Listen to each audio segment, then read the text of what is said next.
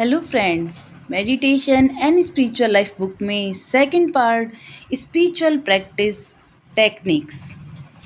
तो आज हम पढ़ेंगे 18 चैप्टर जिसका नाम है the path of yoga Vedanta synthesis. शुरू करने से पहले मैं श्री रामकृष्ण के सुसमाचार से हमारे विषय में से संबंधित कुछ अंशों का उल्लेख करना चाहूँगा। गुरुदेव, आप मिट्टी की मूर्ति की पूजा की बात कर रहे थे। मूर्ति भले ही मिट्टी की ही क्यों न हो, उस प्रकार की पूजा की आवश्यकता है। ईश्वर ने स्वयं पूजा के विभिन्न रूप प्रदान किए हैं। जो इस ब्रह्मांड के स्वामी हैं, उन्होंने ज्ञान की विभिन्न अवस्थाओं वाले विभिन्न व्यक्तियों के अनुरूप इन सभी रूपों की व्यवस्था की है। मैं विनम्रता पूर्वक, महोदय, हम अपना मन ईश्वर पर कैसे केंद्रित कर सकते हैं? गुरुदेव कहते हैं, भगवान का नाम जपें, उनकी महिमा का गान करें, पवित्र संगति करें और समय समय पर भगवान के भक्तों और साधु संतों के दर्शन करें। यदि मन दिन रात सांसारिकता, सांसारिक कर्तव्यों और जिम्मेदारियों में डूबा रहे तो वह भगवान में नहीं रम सकता। समय समय पर एकांत में जाकर भगवान का चिंतन करना अत्यंत आवश्यक है। शुरुआत में मन को भगवान में लगाना बहुत कठिन होता है, जब तक कि कोई एकांत में ध्यान का अभ्यास न करे। जब पेड़ छोटा हो तो उसके चारों ओर बाड़ लगा देनी चाहिए, अन्यथा मवेशी उसे नष्ट कर सकते हैं। ध्यान करने के लिए तुम्हें अपने भीतर एकांत में किसी एकांत कोने में या जंगल में जाकर एकांतवास करना चाहिए और तुम्हें हमेशा सत्य और असत्य में भेद करना चाहिए। केवल ईश्वर ही सत्य है, शाश्वत तत्व है, बाकी सब असत्य हैं, अर्थात अनित्य हैं। इस प्रकार भेद कर कर मनुष्य को मन से अनित्य विषयों को दूर रखना चाहिए। मैं विनम्रता पूर्वक, हमें संसार में गुरुदेव कैसे रहना चाहिए? गुरुदेव कहते हैं, अपने सारे कर्तव्य करो पर मन ईश्वर पर लगाओ। पत्नी, बच्चों, माता पिता सबके साथ रहो और उनकी सेवा, उनके साथ ऐसा व्यवहार करो जैसे वे तुम्हें बहुत प्रिय हों, पर अपने हृदय में ये जान लो कि वे तुम्हारे नहीं हैं। मैं, क्या ईश्वर को देखना संभव है गुरुदेव? इस पर गुरुदेव कहते हैं कि हाँ, निश्चय ही। कभी कभी एकांत में रहना, भगवान का नाम जपना, उनकी महिमा का गान करना तथा सत्य और असत्य के बीच भेद करना, ये ही उन्हें देखने के लिए साधन हैं। अगला पॉइंट है प्रारंभिक अनुशासन की आवश्यकता। हमारे महापुरुषों ने सबसे पहले हमें नैतिक जीवन का सर्वोपरि महत्व सिखाया, जो आध्यात्मिक अनुशासन के साथ साथ चलना चाहिए। जैसे हमारे सांसारिक मामलों में, वैसे ही आध्यात्मिक जगत में भी व्यवस्थित अभ्यास होना चाहिए। हमें स्वयं को इस प्रकार तैयार करना चाहिए कि हम उचित मनोदशा में आध्यात्मिक मार्ग का अनुसरण कर सकें। श्री रामकृष्ण के एक महान शिष्य थे, संत दुर्गाचरण नाग महाशय, जिन्हें वे कहते थे। उनके पिता उनसे बहुत स्नेह करते थे, लेकिन वे वृद्ध व्यक्ति बहुत जप करते थे। एक बार जब उनसे कहा गया कि आपके पिता एक महान भक्त हैं, नाग महाशय ने उत्तर दिया, उन्हें क्या प्राप्त हो सकता है? वह मुझसे बहुत अधिक आसक्त हैं। उन्हें क्या प्राप्त हो सकता है? वे मुझसे बहुत अधिक आसक्त हैं। ऐसा कहकर उन्होंने जवाब दिया, लंगर डाली हुई नाव हिलती नहीं है। इस कहावत के पीछे एक कहानी है। एक चांदनी रात में कुछ शराबी लोगों ने नाव की सवारी का विचार किया। वे घाट पर गए और एक नाव किराए पर ली। घाट पर बैठ गए और नाव चलाना शुरू कर दिया। उन्होंने पूरी रात नाव चलाई। सुबह सुबह जब शराब का प्रभाव चला गया तो उन्हें आश्चर्य हुआ कि वे 1 इंच भी नहीं हिले। क्या बात है? क्या बात हुई? उन्होंने एक दूसरे से पूछा। वे लंगर उठाना तो भूल ही गए थे। मैं लोगों से लगातार शिकायतें सुनता रहता हूँ। हम कर रहे हैं, हम अपनी आध्यात्मिक साधना में लगे रहते हैं, लेकिन कोई प्रगति नहीं कर पाते। इसका उत्तर यह है कि क्या आप अपनी आध्यात्मिक साधना के दौरान कम से कम कुछ हद तक अपने मन को सांसारिक विषयों से मुक्त कर पाते हैं? और अपने मन को, शुद्ध मन को ईश्वर को समर्पित कर पाते हैं। यही बात है। हम सभी मार्गों में प्रशिक्षण की हमको आवश्यकता होती है। आप में से बहुत कुछ लोगों ने स्वामी विवेकानंद की पुस्तकें ज्ञान योग, कर्म योग और भक्ति योग और राजयोग तो पढ़ी होंगी। कोई भी मार्ग अपनाएं, उसे अनुशासन, मन के उचित प्रशिक्षण और उचित मनोदशा के निर्माण को आवश्यकता होती है। यदि मन को प्रशिक्षित किया जाए तो मनोदशा का निर्माण किया जाए तो व्यक्ति अपने आध्यात्मिक साधना को बड़ी सफलता के साथ जारी रख सकता है। हमारी समस्या यह है कि सांसारिक मामलों में हम व्यवस्थित हो सकते हैं, लेकिन आध्यात्मिक मामलों में हम बच्चों की तरह लापरवाही और आवेगी हो जाते हैं। मैंने बड़े लोगों और बड़े अधिकारियों को अक्सर बच्चों की तरह बातें करते देखा है। सबसे पहले एक परिपक्व आंतरिक व्यक्तित्व का निर्माण करना होगा। हम में से कई लोग व्यक्ति तो हैं, लेकिन उनमें कोई व्यक्तित्व नहीं। हम व्यक्ति हैं, लेकिन हमारी कोई व्यक्तिकता नहीं। नैतिक आचरण, कर्तव्य पालन, नियमित पूजा अर्चना द्वारा आध्यात्मिक व्यक्तित्व का निर्माण आवश्यक है। तभी हमारी साधना फलदायी होगी। हमारा जप और ध्यान तभी कल्याण का स्रोत सिद्ध होगा। मैं फिर से दोहराता हूँ, सभी मार्गों में, सभी योगों में एक कठोर अनुशासन अत्यंत आवश्यक है। यदि मैं कर्म योग का पालन करता हूँ तो मेरा मन पूर्णतः शांत होना चाहिए। मुझे सांसारिक वस्तुओं और कर्म फलों से अलग रहने का प्रयास करना चाहिए। यदि मैं भक्ति योग का पालन करता हूँ तो मुझे ईश्वर के प्रति संपूर्ण समर्पण का भाव रखना चाहिए। इसके अतिरिक्त ईश्वर के लिए तीव्र तड़प, एक आध्यात्मिक भूख होनी चाहिए जो संसार की किसी भी वस्तु से शांत नहीं हो सकती। प्रार्थना, जप, ध्यान और अंततः ईश्वरीय संपर्क द्वारा आध्यात्मिक साधक इस आध्यात्मिक भूख को शांत करता है और ईश्वरीय अनुभूति में परम शांति और आनंद को पाता है। बहुत से लोग ज्ञान योग का पालन करना चाहते हैं, लेकिन मन को प्रशिक्षित करना होगा ताकि वह चरम आत्मविश्लेषण के मार्ग का अनुसरण कर सके। मैं शरीर नहीं हूँ, मैं मन भी नहीं हूँ, मैं अहंकार या इंद्रियां भी नहीं हूँ, मैं आत्मा हूँ। इसके लिए ज्ञान योग के कुछ शिक्षक प्रारंभिक योग्यता पर जोर देते हैं। साधक को इस जीवन और भविष्य के जीवन में भोग के प्रति पूर्णतः वैराग्य होना चाहिए तथा उसमें भोगों को भोगने की क्षमता होनी चाहिए। बहुत से लोग कहते हैं कि ओह, मैं एकाग्रता का अभ्यास नहीं कर पा रहा। लोगों को यह जानते हुए कि उनके मन पर्याप्त शुद्ध नहीं है, मैं उनसे कहता हूँ कि यह अच्छा है कि आपके पास एकाग्रता नहीं है। यदि एक अशुद्ध मन एकाग्र हो जाता है तो यह एक बम की तरह बन जाता है। जब हम क्रोधित होते हैं, जब हम घृणा करते हैं, ईर्ष्या से भरे होते हैं, तो क्या हम एकाग्र नहीं होते? वह एकाग्रता अच्छी नहीं है, ये वास्तव में खतरनाक है। ईश्वर के प्रति लालसा रखें। श्री रामकृष्ण के सुसमाचार में गुरुदेव बार बार कहते हैं, आपके अंदर आध्यात्मिक तड़प होनी चाहिए। आध्यात्मिक तड़प भूख के समान है। जब लोग मुझसे पूछते हैं कि मुझे ध्यान क्यों करना चाहिए, तो मैं जवाब में कहता हूँ, तुम्हें क्या करना चाहिए, मत करो।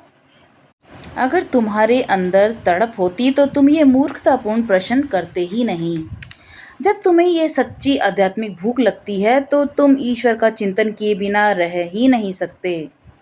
तुम उनसे प्रार्थना किए बगैर रह ही नहीं सकते। तुम उनका नाम लिए बिना भी नहीं रह सकते और उनकी महिमा का चिंतन करे बगैर भी नहीं रख सकते। इस भूख को जगाना होगा, इस भूख को बनाए रखना होगा और यह तभी संभव है जब तुम नियमित रूप से अपनी आध्यात्मिक साधना करो। तुम शरीर को भौतिक भोजन से पोषित करते हो, तुम मन को अध्ययन और विचारों से पोषित करते हो। क्या तुम्हें भूख नहीं लगती? आत्मा अनंत परमात्मा के लिए तड़पती है। वह अनंत उपस्थिति, दिव्य प्रेम, आनंद को प्राप्त करने के लिए तड़पती है और हम इस तड़प को संतुष्ट नहीं करते। लेकिन जब ऐसा करने का प्रयास करते हैं तो हमारे लिए एक नया जीवन शुरू हो जाता है। गुरु ने भी कहा है कि पवित्र संगति आवश्यक है। उन लोगों की संगति जो आध्यात्मिक मार्ग पर चल रहे हैं, जो हमें आध्यात्मिक मार्ग पर दृढ़ करने में मदद करते हैं, जो ईश्वरीय महिमा का कुछ अंश प्रतिबिंबित करते हैं और अपने व्यक्तित्व उदाहरण से हमें शिक्षा देते हैं। सबसे बढ़कर उनकी संगति में हमें ईश्वर के प्रति तड़प विकसित हो जाती है। यहाँ पर आपके सामने एक बड़ी समस्या आती है कि यह अशुद्ध मन ही है जो सांसारिक वस्तुओं के पीछे भागता है। शुद्ध मन स्वाभाविक रूप से ईश्वर की महिमा को प्रतिबिंबित करता है, उनकी ओर गति करता है और उनका ध्यान करता है, उनकी दिव्य उपस्थिति प्रेम आनंद को अनुभव करने का प्रयास करता है। तो अब यहाँ सवाल यह उठता है कि मन को कैसे शुद्ध करें। सबसे पहले ही आपको यथासंभव बुरे विचारों, बुरी भावनाओं, बुरे कार्यों से बचना चाहिए। अच्छे विचार, अच्छी भावनाएं रखें और अच्छा कर्म करें। यही पहला कदम है। हमें हमेशा ध्यान रखना चाहिए कि हम आत्मा हैं। इस आत्मा ने जीवन के ब्रह्मांडी नाटक में एक भूमिका निभाने के उद्देश्य से मानव व्यक्तित्व धारण किया है। हमें जो भी भूमिका सौंपी गई है उसे अच्छी तरह से निभाना होगा। इसका अर्थ है हमें ईश्वर की सेवा के रूप में अनासक्ति की भावना से जीवन और कार्य के कर्तव्यों का पालन करना होगा। लेकिन केवल नैतिक अभ्यास और कर्तव्यों का पालन मन को शुद्ध करने के लिए पर्याप्त नहीं है। हमें उनका ध्यान करना है, उनसे प्रार्थना करनी है जो पवित्रता, ज्ञान, भक्ति, करुणा और प्रेम के अनंत स्रोत हैं। हमें सही रास्ते पे चलना चाहिए। मान लीजिए मैं जंगल में खो देता हूँ और अगर मैं गलत रास्ते पर चलता हूँ तो क्या होगा? जंगल और भी ज़्यादा बढ़ जाएगा। अगर मैं सही रास्ते पर चलता हूँ तो मैं इससे बाहर आ सकता हूँ। मुझे एक कहानी याद आ रही है। एक मोटर चालक तेज रफ्तार से जा रहा था। वह एक निश्चित जगह पर पहुंचना चाहता था। उसने एक स्कूली लड़के से, जिसने थोड़ा भूगोल पढ़ा था, पूछा, बेटा, अगर मैं इस तरफ जाऊं तो क्या मैं उस जगह तक पहुंच पाऊंगा? लड़के ने कहा, श्रीमान, तुम वहां पहुंच जाओगे। मोटर चालक ने पूछा, यह कितनी दूर है? लड़के ने उत्तर दिया, श्रीमान, आपको 2500 जाना होगा। अगर मैं दूसरी तरफ जाता हूँ तो? तभी तो यही उत्तर था। क्या आप इस विचार को समझते हैं? पहले तो उस स्थान तक पहुँचने के लिए दुनिया का चक्कर लगाना पड़ता है। अगर कोई दूसरा रास्ता है तो बस 2 मील। आध्यात्मिक जीवन भी उचित मनोदशा, उचित दृष्टिकोण की खेती करना आवश्यक है। उचित निर्देशों का पालन करने से आप शीघ्र ही लक्ष्य तक पहुंच पाते हैं और तेजी से प्रगति करते हैं। आपके भीतर एक जबरदस्त बदलाव आ जाता है। लेकिन अपने कदमों को बहुत तेज करने की कोशिश मत कीजिए। धीरे धीरे लेकिन दृढ़ संकल्प के साथ सही रास्ते पर चलिए। धीरे धीरे आप सर्वोच्च सत्य तक पहुंच जाएंगे। श्री राम जी ने हनुमान जी से पूछा, तुम मेरे बारे में क्या सोचते हो? हनुमान जी ने कहा, हे प्रभु, जब मैं स्वयं को अपने शरीर से पहचानता हूँ तब मैं आपका सेवक हूँ। जब मैं स्वयं को एक आत्मा मानता हूँ तब मैं आपका अंश हूँ, और जब मैं स्वयं को आत्मा मानता हूँ तब मैं आपके साथ एक हूँ। यह मेरा दृढ़ विश्वास है। वे आगे कहते हैं कि मैं आपको एक किस्सा सुनाना चाहता हूँ। बंगाल के प्रसिद्ध लेखक, अभिनेता और श्री कृष्ण के रामकृष्ण जी के परम भक्त गिरीश चंद्र घोष वृद्धावस्था में होम्योपैथी का अभ्यास करते थे। गुरु का नाम लेकर वे औषधि देते थे। उनकी अद्भुत अंतर्ज्ञान ने उन्हें अपनी चिकित्सा पद्धति में सफलता दिलाई। एक दिन वह एक वृद्ध, बहुत ही सभ्य दिखने वाले सज्जन उनके पास बैठे थे। तभी एक युवक आया और बोला, महाशय, रास्ते में मेरी कलाई की घड़ी खो गई है। दूसरे सज्जन ने जिज्ञासावश पूछा, आपने इसे कब और कहाँ खोया? युवक ने कहा, महाशय, मैंने इसे अमुक समय अमुक स्थान पर खोया था। और वृद्ध ने कहा कि आपको यह वापस मिल जाएगी। वह यह आश्वासन कैसे दे सकता था, क्योंकि वह सुंदर सा दिखने वाला सज्जन जेब कतरों के सरदारों में से एक था, उनके गुरुओं में से एक। मैं आपको एक उदाहरण देता हूँ। आप खगोल विज्ञान सीखना चाहते हैं। आप एक किताब लेते हैं, उसे समझने की कोशिश करते हैं। आपको कुछ भी अनमोल नहीं मिलता। लेकिन खगोल शास्त्री कुछ हैरान कर देने वाली बात कहता है।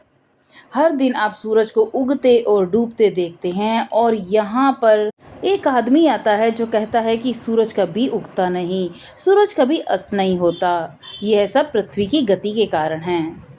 अब हम केवल अपनी इंद्रिय बोध पर विश्वास करें तो हम यह सब नहीं समझ सकते। लेकिन अगर हम ऐसा नहीं करते तो हमें उसके पास जाना होगा, उसके अधीन अध्ययन करना होगा, प्रयोग करने होंगे, तभी हम वास्तव में खुद को ये विश्वास दिला सकते हैं कि जो हम अपनी आँखों से देखते हैं वह एक भ्रम है और जो खगोल शास्त्री कहते हैं वह सत्य है।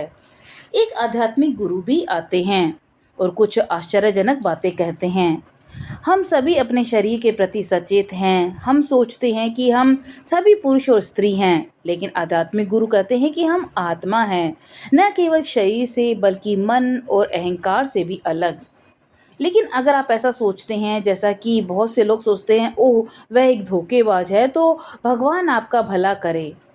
अपने गुरु पर संदेह करने के बजाय आपको खुद पर संदेह करना चाहिए। क्या मैं यह मांस का पिंड हूँ, यह गंदगी का ढेर हूँ, या मेरे अंदर कुछ जीवित है, कुछ चेतन है, एक आत्मा है मेरे अंदर? जब आप ऐसा सोचना शुरू करते हैं तो आपका आध्यात्मिक जीवन शुरू हो जाता है। मैं एक ऐसे गुरु के पास जाता हूँ जो जीवन भर आध्यात्मिक मार्ग पर चलते रहे हैं, ज्ञान प्राप्त कर चुके हैं, उनमें अपार सहानुभूति, प्रेम, करुणा और दया है। मैं उनके चरणों में बैठता हूँ, उनसे आध्यात्मिक अनुशासन के बारे में कुछ सीखता हूँ और नियमित रूप से अपनी आध्यात्मिक साधना करता हूँ। जैसे जैसे मेरा मन शुद्ध हो जाता है, मुझे आत्मा के क्षेत्र में बहुत कुछ मिलता है और मेरा इष्ट देवता मेरे लिए जीवित हो जाता है।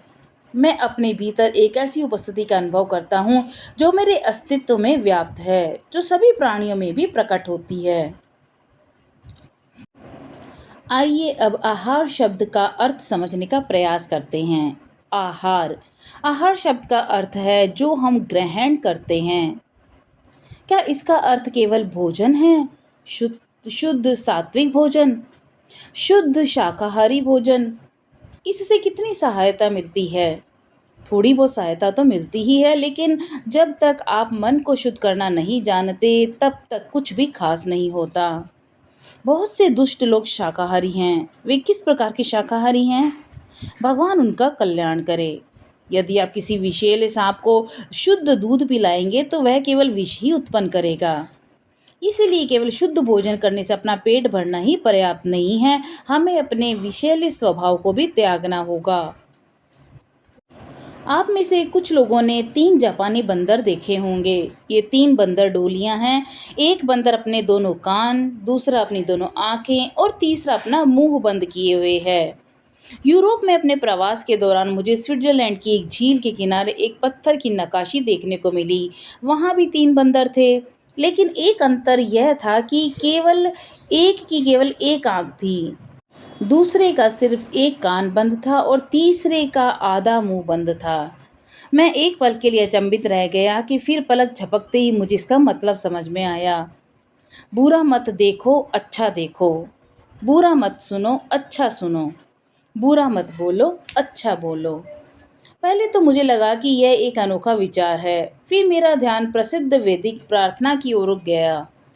हे देवताओं, हम अपने रथों से शुभ कर्मों का श्रवण करें। हे पूजनियों, हम अपनी आँखों से शुभ कर्मों का दर्शन करें। हम आपका गुणगान करें और अपने बलवान अंगों और शरीर से देवताओं द्वारा प्रदत्त जीवन का आनंद लें। अब हमें इन सब का अभ्यास करना होगा और जब आप कुछ समय तक ऐसा करते हैं तो आपका मन कुछ हद तक शुद्ध हो जाता है। अपने स्वर अंग का सर्वोत्तम उपयोग करें। आप बेकार की बातें कर इसका गलत उपयोग करते हैं, ऐसा नहीं करें। भगवान का नाम लें, कोई भी नाम जो आपको पसंद हो। भगवान के किसी भी रूप का जो आपको पसंद हो, श्रद्धापूर्वक ध्यान करें।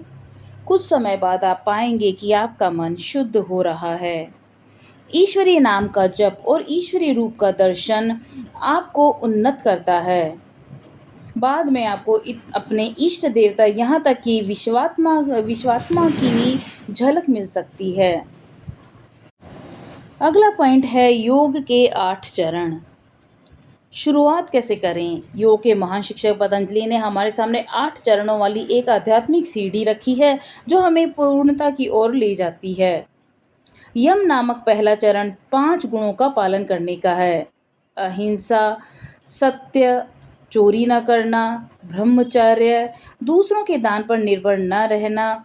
इसके बाद नियम या आचरण के 5 नियम आते हैं। इनमें से पहला है शौच, शरीर और मन की पवित्रता। यदि कोई हमेशा बड़बड़ाता है और शिकायत करता रहता है तो ऐसे मन वाला व्यक्ति इस संसार में या आध्यात्मिक जगत में कभी भी सफल कार्य कैसे कर सकता है? हमें इस संसार की चीज़ों के अनुसार स्वयं को ढालना चाहिए और स्वयं को बेहतर बनाने का प्रयास करना चाहिए। तीसरा नियम है तप। जीवन में एक निश्चित मात्रा में तपस्या होनी चाहिए। साधना में कठोरता के बिना प्रत्येक सीढ़ी पिछली सीढ़ी से अधिक कोमल होती जा रही है। इन कोमल लोगों में कुछ भी प्राप्त नहीं हो सकता। चौथा नियम है अवध्याय, स्वाध्याय। हम पुस्तकें पढ़ते हैं, लेकिन उनमें से कितना हमारे मन में प्रवेश करता है? हम एक व्याख्यान सुनते हैं और कहते हैं कि यह बहुत अच्छा था, लेकिन अगर हमसे पूछा जाए कि आपने क्या सुना, तो हम कुछ भी दोहरा नहीं पाएंगे। शब्द मानो एक कान में प्रवेश करते हैं और दूसरे से निकल जाते हैं। विचार बरकरार नहीं रहते। स्वाध्याय का अर्थ है आप जो अध्ययन करते हैं उस पर चिंतन करना, उसे अपना हिस्सा बना लेना। पांचवा नियम ईश्वर प्राणिधान या ईश्वर के प्रति आत्मसमर्पण है। अपना सर्वस्व समर्पित करें, तन, मन और आत्मा को उसी चरणों में समर्पित कर दें। पतंजलि के अनुसार आध्यात्मिक सीढ़ी का तीसरा चरण आसन है। आप कई घंटों तक मूर्ति की तरह बैठे रहें, आपको क्या मिलेगा? कुछ भी नहीं। कम से कम आध्यात्मिक आकांक्षा तो होनी चाहिए, तब आपके बैठने का आसन आपकी साधना में आपको मदद करता है। चौथा चरण या अनुशासन प्राणायाम है। प्राणायाम के अभ्यास में आप अपनी सांस रोकते हैं। इससे आपको क्या लाभ होता है? अगर यह सिर्फ एक शारीरिक क्रिया है तो एक फुटबॉल ब्लेंडर भी एक महान योगी होगा। सांस रोक कर रखने से आपको क्या मिलता है? अपने आप में कुछ नहीं। लेकिन जब मन पूरी तरह से अनुशासित होता है, जब मन आध्यात्मिक भाव में होता है, तो प्राणायाम व्यक्ति को चेतना के उच्चतर स्तर तक ले जाने में मदद करता है। पांचवा चरण, जिसे प्रत्याहार कहते हैं, वैराग्य है। मन को हर चीज से अलग कर देना। जब आप किसी भी काम में लगे होते हैं तो आप बाकी सभी विचारों को त्याग देते हैं और अपने मन को उसी विशेष कार्य में लगाएं। यदि आप वैराग्य का अभ्यास नहीं करते तो आप चिंताओं को आमंत्रित करते हैं। जब आप सोने जाते हैं तो बहुत सी चीज़ों के बारे में सोचते हैं तो आपको नींद नहीं आती। आप अनिद्रा से पीड़ित होते हैं और बीमार पड़ जाते हैं। इसी प्रकार यदि आप ध्यान करना चाहते हैं तो आपको अपने मन को जितना हो सके दुनिया की चीज़ों, यहाँ तक कि चित्रों से, अपने भीतर उठने वाले विचारों से, भावनाओं से सबसे अलग कर लेना चाहिए। लेकिन वैराग्य आपके मन में शून्यता नहीं पैदा करना चाहिए। एक खाली मन सो जाएगा। कई लोगों के लिए ध्यान सोने का निमंत्रण है। पूरी तरह से जागृत रहें। अपनी इच्छा शक्ति का थोड़ा सा उपयोग करें। ध्यान करते समय प्रभु का नाम लें, तब नींद आने का कोई डर नहीं रहेगा। इसके बजाय मन एक उच्च स्तर पर उठ जाएगा। अब हम छठे चरण का अनुशासन धारणा पर आते हैं। इसका अर्थ है अपने मन को कुछ समय के लिए किसी दिव्य विषय पर, किसी पवित्र शब्द पर या चेतना के किसी विशिष्ट केंद्र में स्थित किसी पवित्र आनंदमय रूप में स्थिर करना। आपको पहले अपनी चेतना के केंद्र को अनुभव करना होगा और फिर अपने मन को वही एकाग्र करना होगा। ध्यान ईश्वर के बारे में एक ही विचार के निरंतर प्रवाह को बनाए रखना 7वां चरण है। यहाँ एकाग्रता अधिक गहरी और लंबे समय तक चलती है। आप दिव्य चेतना में लीन रहते हैं और यही आपको सर्वोच्च अवस्था, समाधि या अति चेतन अवस्था की ओर ले जाता है। ध्यान एक रहस्यमय उपासना है जो आत्मा और सत्य में ईश्वर की आराधना करने का प्रयास करता है। आज के लिए इतना ही। इसी चैप्टर का शेष भाग हम कल जानेंगे। तब तक के लिए नमस्कार।